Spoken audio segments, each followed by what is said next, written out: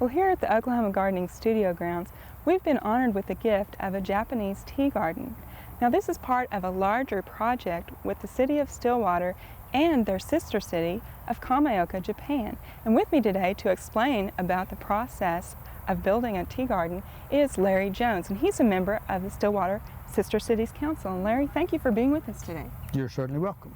I'm very glad to be here. Well, Larry, now how long has the Sister City program gone on? It'll be 12 years in November. That's a long time. Yes, it is. Now, this is the first time they've done a large project like this in the city of Stillwater. Yes, it is. And we're very honored to have this going on here. As are we. So, now, there's actually a group of gardeners that are here doing this, and they are members of an association? Yes, the Kamioka Japanese Landscapers Association. And they have generously donated both time and all of the materials to go into these, haven't they? That's right. So, well, tell us a little bit about some of the aspects of a Japanese tea garden. When one goes to the premises for a Japanese tea ceremony, there's at least two significant aspects of the premises. One would be the tea house, where one would partake of the tea. The second would be a garden. That garden might be a single garden with the characteristics of the garden being constructed here, as well as a viewing garden, or it might be two separate gardens, the entrance garden and a separate viewing garden. Characteristics that are generally associated with the Japanese tea ceremony, there are four: tranquility, harmony, purity, and reverence. Of those four, two are easily identified as being characteristics of the entrance garden that's being constructed here.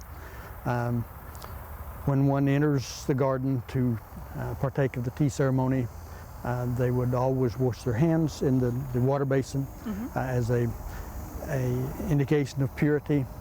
As they wash their hands, almost always the water basin is low enough that they're required to bow to wash their hands, which would be a symbol of reverence. And so those two characteristics are easily identified as characteristics associated with your garden.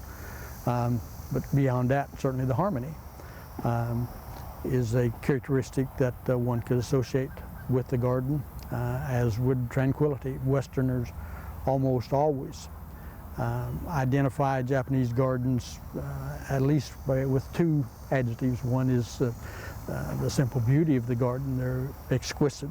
The second is the feeling of tranquility when one enters the garden.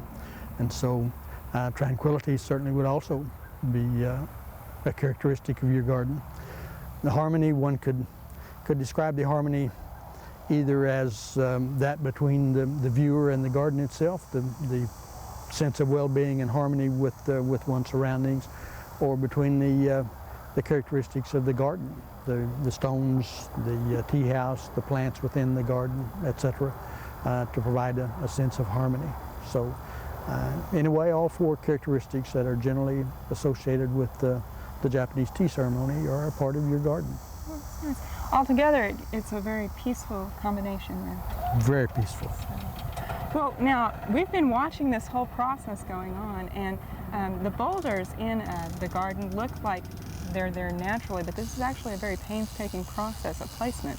Yes, as we observed this morning, a very time-consuming process where the boulders must be placed exactly as the four of the gardeners working together see that they should be.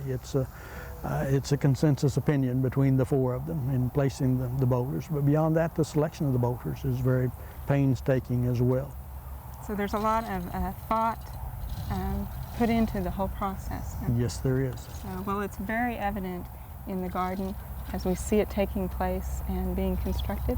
And thank you so much for coming out and telling us about the process, Larry. You're certainly welcome. So, and also, we would like to thank the Japanese Landscape Gardeners Association of Kamioka for this generous gift of a beautiful tea garden for the Oklahoma Gardening Studio Grounds.